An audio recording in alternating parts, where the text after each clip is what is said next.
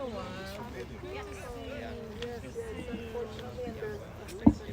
Do that on occasions. Zoom good?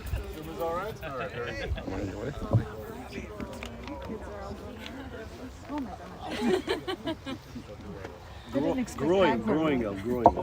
They're growing up. They're still, you're not wrong. They're still growing up. Almost 20 and almost 19. And almost, and almost 60.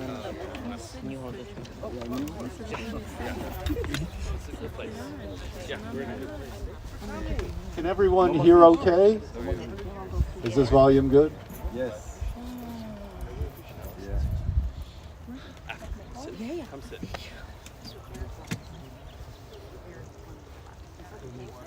Want to sit there? Hi, Michael.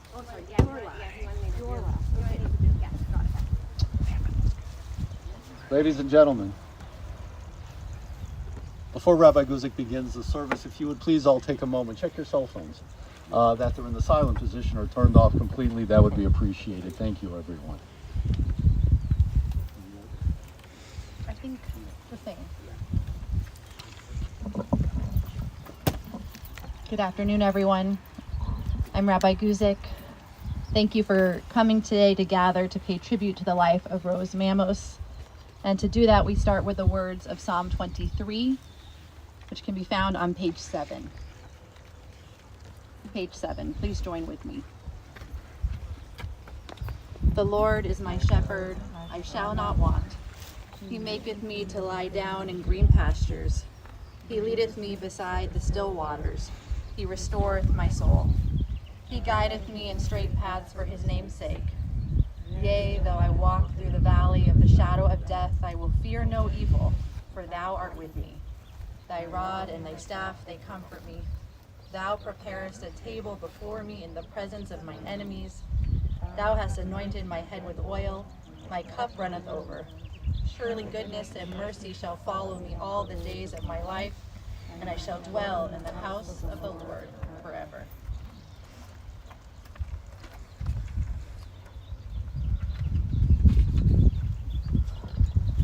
Please indulge me for a few moments, because I found a beautiful story told by the Maggid of Dubno, the storyteller of Dubno, that I wanted to share in learning more about Rose's life that I think is fitting for this moment.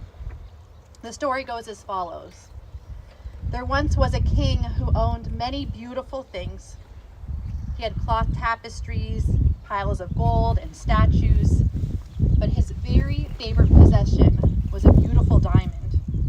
It was pure and clear and flawless without any marks or blemishes, and he would love to go and sit and look at the diamond, looking at its perfection. One day the king went to look at the diamond and he discovered to his horror that there was a long, deep scratch. So immediately he sent for the best stonecutters in the land, and one by one they came to inspect the diamond. They looked closely and said, "We can't do anything about it, the scratch is too deep." Finally, one diamond carver came before the king, and he looked at the diamond closely, and his face broke out into a huge smile. He said, "I know exactly how to fix this. I'll return it to you better than ever." Day after day, night after night, the diamond carver worked, and when he was finished, he presented the diamond to the king. He said, "Here it is, your majesty." And the king gasped. Where there had once been a scratch was now a beautiful rose, carved right in the middle of the diamond.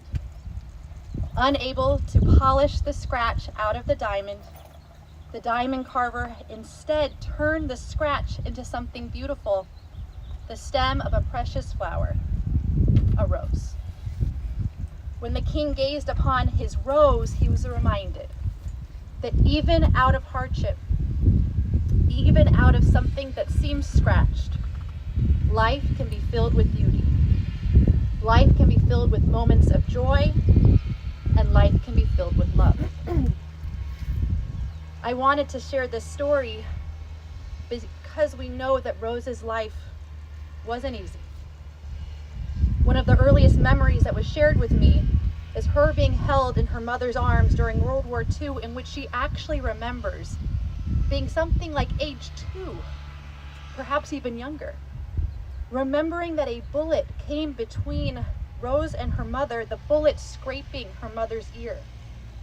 Her family hidden by non-Jews in Greece, many family members perished during the war. But she and her sister Anne, along with her parents, moved to Canada, where Rose began her journey, studying over time to become a secretary, skills that she would use professionally for the rest of her life. It's hard to believe that so many of us were here just a few months ago, speaking about Rose's husband, Jack. And I think it is more than fair to share a piece of that story because it's too wonderful not to. Because the story goes that Rose wanted to marry someone Greek, and Jack wanted to marry someone Jewish. Well, they got their wish. Just 2 weeks, I don't think I've met or heard anyone else a story like this, just 2 weeks after Rose traveled from Canada to be introduced to Jack in Los Angeles, their lives were forever connected, and they got married immediately after meeting each other. Anyone else 2 weeks? Can anyone else beat that?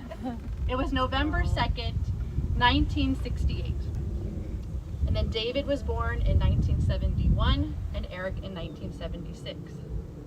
But it was quite clear from the start of her son's births that Rose lived to ensure her son's safety and her son's well-being. She was a doting, exceptional mother. Whether it was the daily visit to the hospital to receive shots for her boys, or demanding that they get the best treatment or care, Rose only wanted the best for her family. And we know that even though her life was filled with struggle, if her children were okay, that was enough for her. Empathy for her children, empathy for others, in Eric's words, that defined Rose's life. And all the more so, as she witnessed her son's journeys in life, as she became close with Lisa, as she experienced the births of her grandchildren, seeing their lives take formation. For Rose, that was the meaning of success.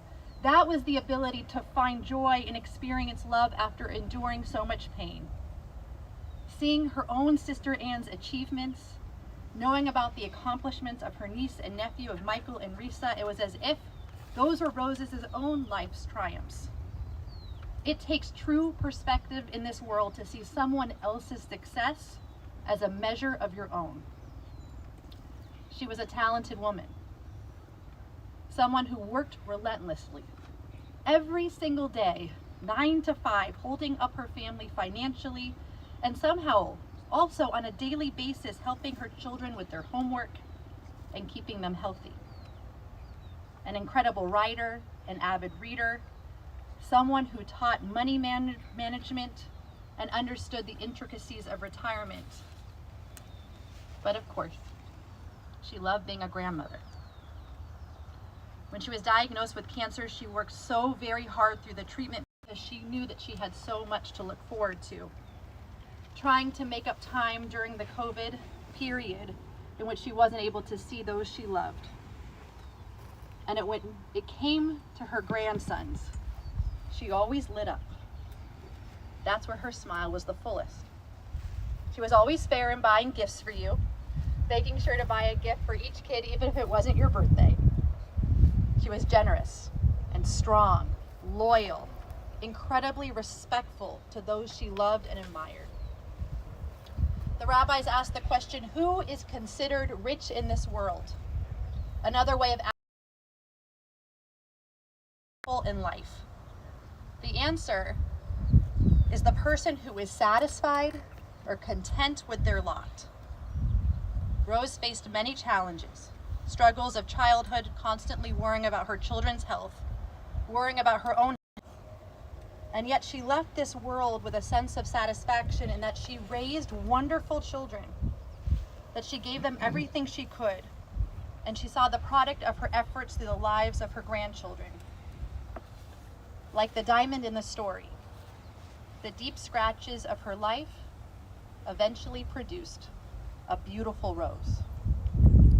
And it's with gratitude to your Rose that we pray that her memory will forever be a blessing.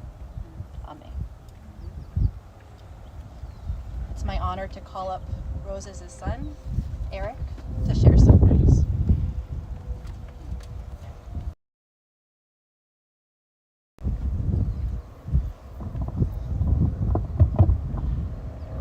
Wow, I think I shared too much with you. Now I'm like thinking to myself, what else do I got to say? Very much like deja vu, right? We're here less than 5 months ago to honor my father when he passed, and there are a lot of stories about my dad, and I was thinking about it, and I'm like, when I thought about what to say about my dad, I think I thought about it on the way here. I'm like, oh, I got stories. I got lots of stories. When I came to my mom, though, I drew a blank.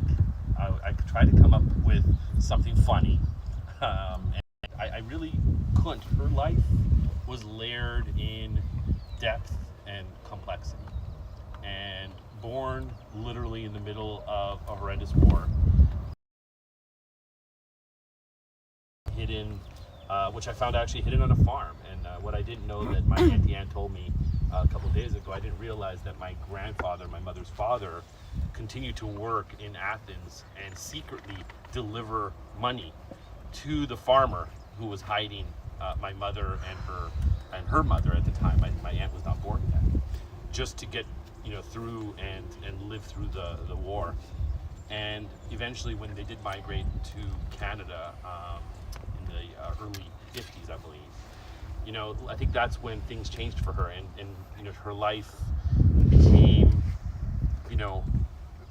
better, but also strange. She had a very strange relationship with her father. To this day, she was never able to really talk about that relationship, so I don't really know the depths of that. However, the love that she had of her mother, a woman who might be the best human I have ever met, my grandmother Serena, that love for her mother is what she took and passed on to my brother and I.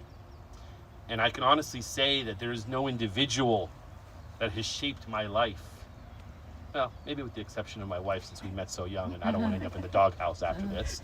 So with the exception of my wife, I don't think that there is any other individual that has shaped my life to the extent that my mother has. But most of all, and Rabbi, you touched upon this, the struggles that she went through, the challenges. There's a story, and not a funny story, but I'll tell it anyway, is that, when my brother was born and they learned that he had hemophilia, in the early 70s, it was a very difficult disease to handle. And every bruise was a trip to the hospital and hours upon hours of waiting. So when she got pregnant with me, they knew I was going to be a boy. They wanted a girl because the hemophilia would not have passed on to a girl.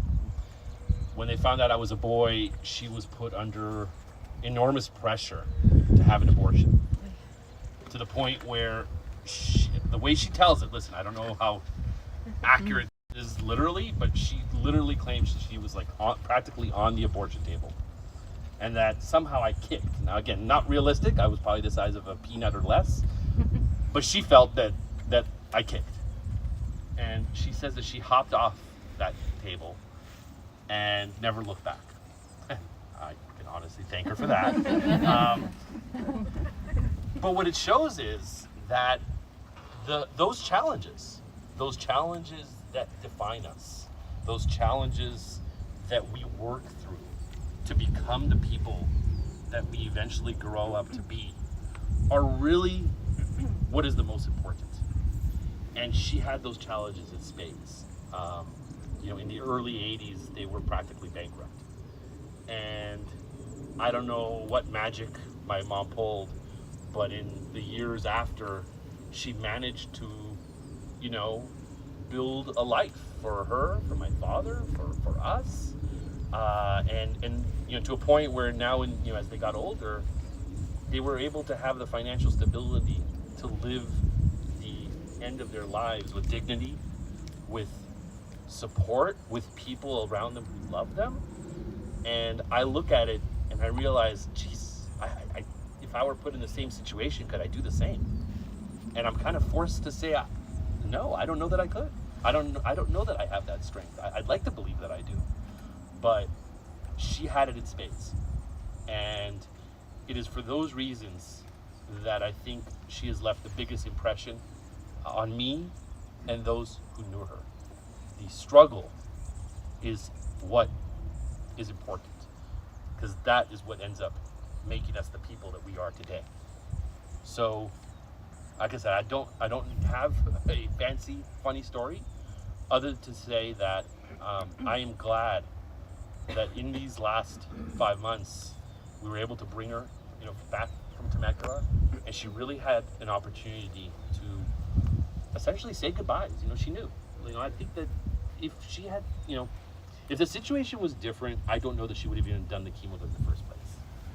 But I think she did it to buy time. She didn't tell me this, but I believe she knew that this was not something that she was going to get past. Both her parents passed from cancer, so she went through the grueling treatment, rough treatment, and she bought herself this 6 months, 5 months to allow herself, honestly, to see us, to see the boys for one last time. And the last memory I want to remember, I don't want to remember the last couple of days that were rough, but the memory I do want to remember is when I brought my son Caleb, who had been in Israel for 4 months. He left the day that my father passed away. And he came to the hospital, and she was really out of it, But she opened her eyes, and she smiled, a genuine smile, and her eyes kind of popped open when she saw Caleb. That did it for me. That was it. That signified to me right at that moment that it was okay. And it was okay for her to pass. And that's the memory that I'm gonna hold, I think. So, what else can I say? I love her. I love her dearly. I always will love her. I will love both my parents forever.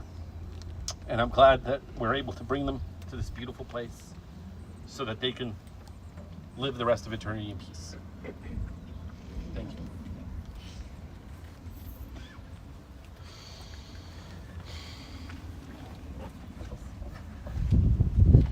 Next to speak is Lisa on behalf of Rose's sister, Anne.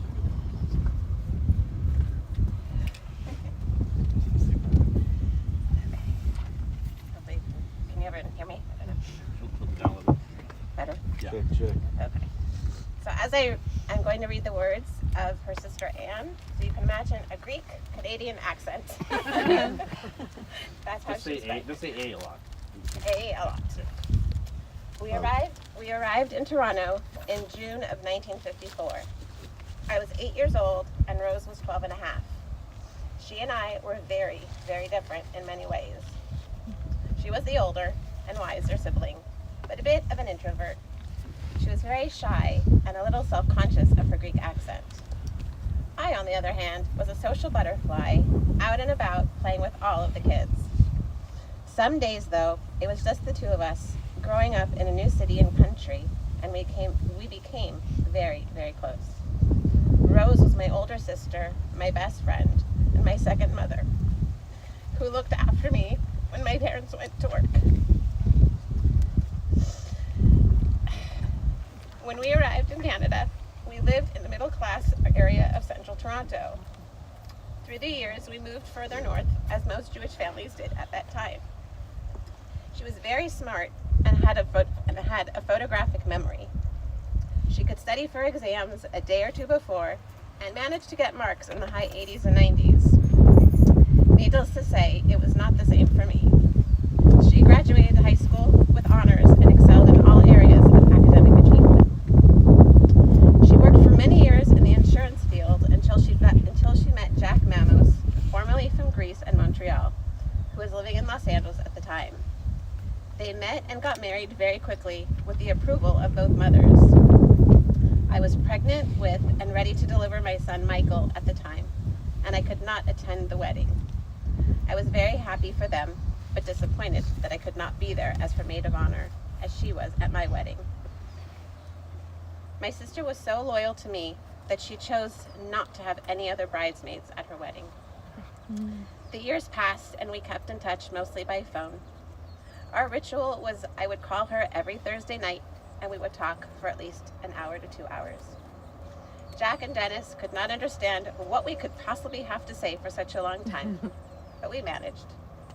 Our mother, Sarah, was our constant in our lives. She was kind, giving, and had love for everyone. Our mother would take my daughter, Risa, and would spend the summers in Los Angeles, helping Rose with David and Eric while she was at work. When we lost our dear mother to cancer, Rose and I were all that was left of our family. The years passed very quickly and our children grew older. Eventually, they would get married and we were very fortunate to be able to celebrate those wonderful occasions in person. I remember my sister beamed with pride and joy during those wonderful symposiums. Our kids then started their own families, and we had the joy of watching our grandchildren grow and become the wonderful teenagers they are today. No matter the distance between us, or whether we were only able to speak on the phone or bond, our love for each other never wavered. We will miss Rose very much, and I know she knew that my husband Dennis and my children Michael and Risa loved their Thea very much. May she rest in peace and be remembered as the wonderful daughter, sister, mother, and grandmother that she was.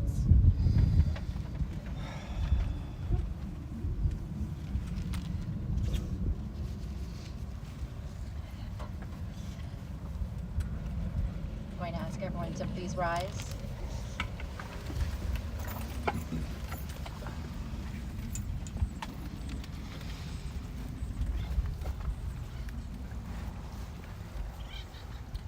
The El Malay Rachamim prayer is found on page 20.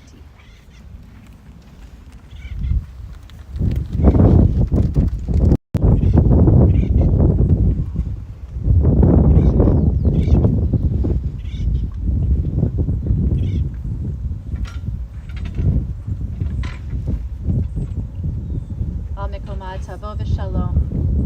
May Rose go unto God in peace.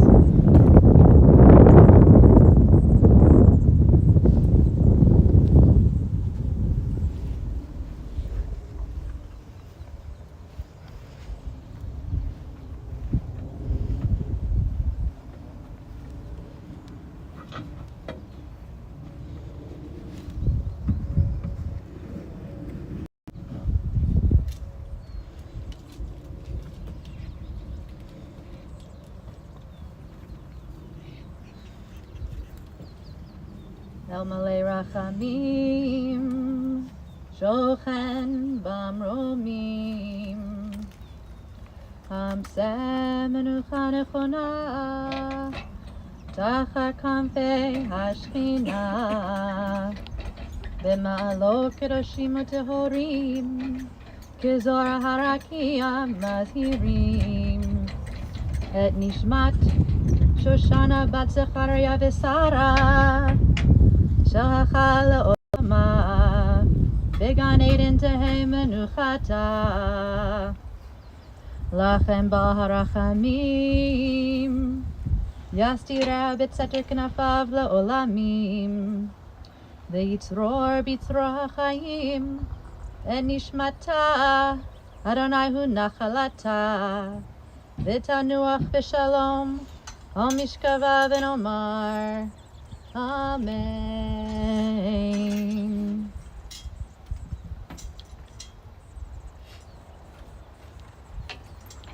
O God, full of compassion, who dwells on high, grant perfect rest beneath the sheltering wings of your divine presence, among the holy and pure who shine as the brightness of the firmament, unto Shoshana Bat Zechariah V'Sara, who has gone to her eternal home.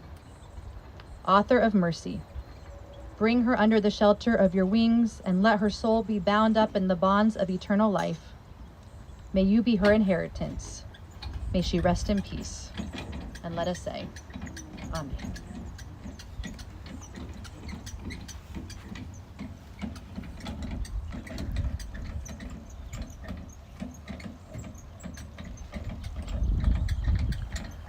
We join in the words of the mourner's Kaddish together.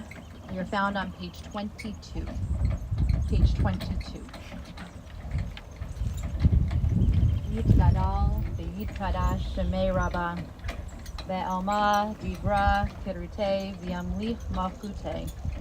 V'chayechon u'yomechon u'chaye dechol Beit Yisrael. Ba'agala u'bizman kari v'imru. Amen. Yehei shmei rabba mevarach le'elam olamei amaya. Yitbarach v'yishtabach v'yitpa'ar v'yitromam v'yitnaseh. V'yithadar v'yitzaleh v'yithalal shemei dekudusha brichu.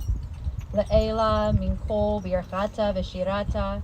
Tush b'chata v'nechamata. Ve'amiran be'alma v'imru. Amen. Yehei shlama rabba min shemaya. V'chayim aleinu ve'al kol Yisrael v'imru. Amen. Osei shalom b'mromav hu ya'asei shalom. Aleinu ve'al kol Yisrael v'imru. Amen. In a few moments, we'll have an opportunity to participate in a chesed shel emet, an act of loving kindness in which each one of us has the chance to partake in the mitzvah of putting dirt into the grave.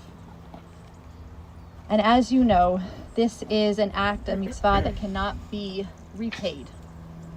It's something that we do for the deceased without expecting thanks in return. And so, in a moment, when we get the signal,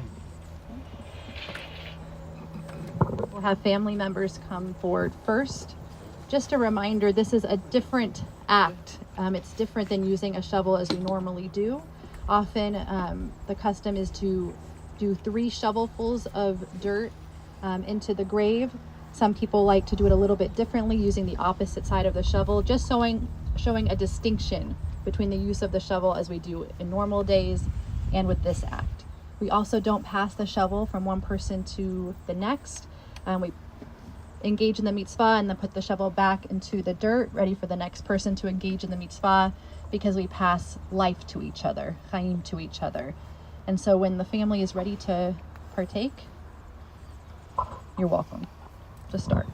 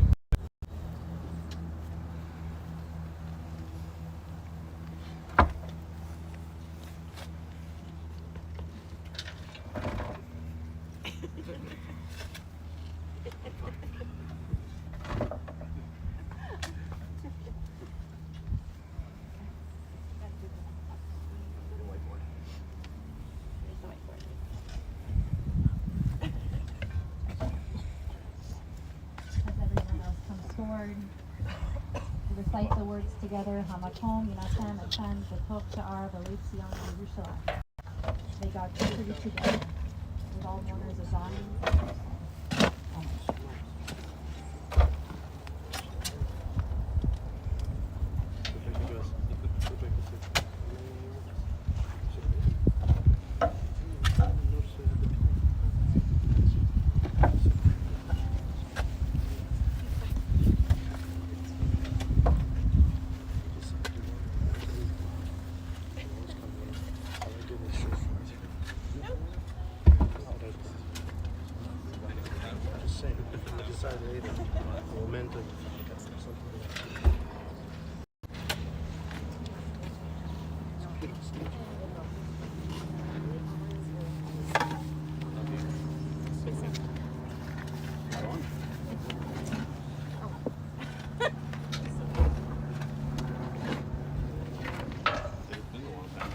It's okay, I stopped. No? Okay, let's talk to They're all better. I think so, yeah. It's all the same cup.